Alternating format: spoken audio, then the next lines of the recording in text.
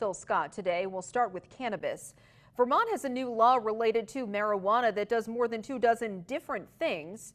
As Fox 44's Mike Hoey reports tonight, the most notable of those involves a new lease on life, you could say, for the state Cannabis Control Board. And Mike is now live from the newsroom. Well, Lauren, in October 2020, law created the Vermont Cannabis Control Board. That measure required the group to disband in July 2024, but now it will continue to exist for the foreseeable future.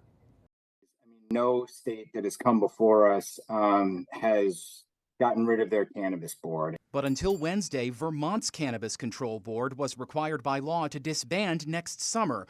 Board Chair James Pepper says that requirement made it hard to hire staff or find office space, and he cites a third reason to do away with the sunset date. The auditor is statutorily required to evaluate the efficiency and effectiveness of this board and kind of report back to the legislature about whether the structure or formulation of the board should change. The 2020 law that created the Cannabis Control Board in the first place required State Auditor Doug Hoffer to deliver that report to lawmakers later this year. It was due by November 15th. They asked for a 2-year extension, and I think that report will help kind of illuminate for the legislature and the governor whether or not the board needs to continue, should continue in its current form, or whether the makeup should change.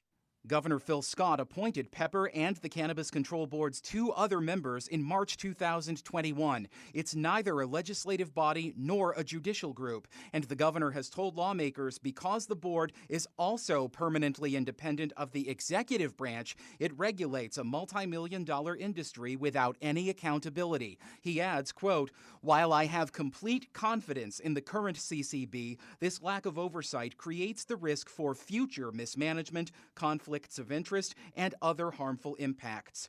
Even with this concern, the governor has allowed the removal of the board's sunset date to become law without his signature. He says he wants to work with the legislature and the board to clarify its statutory authority and accountability.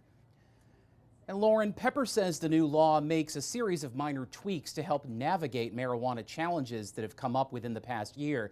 It caps the THC content that packaged cannabis products can have at 100 milligrams, and it addresses deficiencies in the medical marijuana program. Live in the newsroom, Mike Hoey, ABC 22 News.